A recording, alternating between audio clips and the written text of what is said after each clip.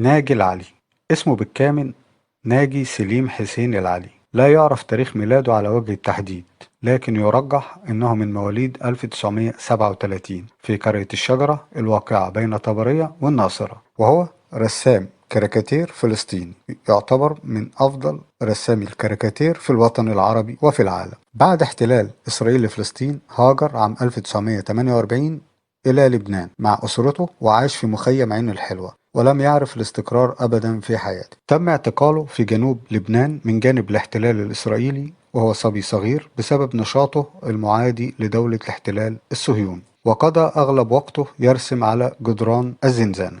وكذلك قام الجيش اللبناني باعتقاله أكثر من مرة، ثم سافر إلى طرابلس وحصل على شهادة في ميكانيكا السيارات. تزوج من وداد صالح وأنجب 4 أولاد. كان للصحفي والأديب الفلسطيني غسان كنفاني الدور الأبرز والأكبر في إظهار موهبة ناجي العلي للنور.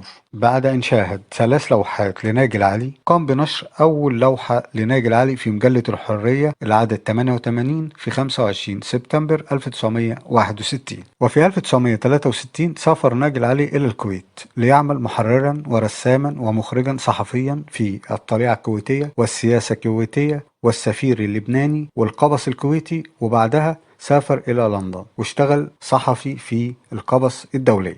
امتازت رسومات ناجي العلي بالعداء الشديد للكيان الصهيوني الغاصب وللأنظمة العربية في الشرق الأوسط المتخاذلة والمنبطحة والمتاجرة بالقضية الفلسطينية، وكذلك امتازت بالعداء الشديد لمنظمة التحرير الفلسطينية. وكانت رسومات ناجي العلي سلاح ضد الاحتلال الإسرائيلي، سلاح من نوع خاص تخشاه إسرائيل كما كانت تخشى من أي نوع من أنواع المقاومة. وفي يوم 22 يوليو 1987 كان ناجي العلي يترجل من سيارته إلى مكتبه في جريدة القبس الدولية بأحد شوارع لندن. أطلق شاب مجهول النار عليه فأصابه برصاصة أسفل عينه اليمنى، وظل في غيبوبة لمدة 37 يوم حتى رحل في 29 أغسطس 1987.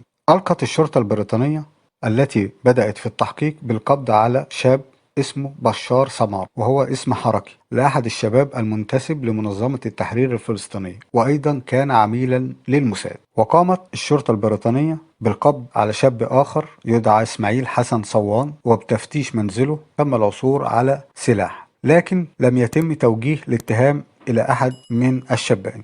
واعترف إسماعيل حسن صوان في التحقيقات أنه عميل للموساد، وأن الموساد على علم كامل بعملية الاغتيال، لكن لم ينفذها هو شخصيا. لكن رفض الجانب الإسرائيلي تقديم أي معلومات تفيد في التحقيق للجانب البريطاني، مما أزعج رئيسة وزراء بريطانيا مارغريت تاتشر التي قررت غلق مكتب الموساد في لندن. ولم تتوصل الحكومة البريطانية إلى الفاعل أو الجهة المسؤولة عن اغتيال ناجي العلي، فأصابع الاتهام أحيانا تشير إلى الموساد، وأحيانا إلى منظمة التحرير الفلسطينية، وأحيانا إلى أنظمة عربية أخرى.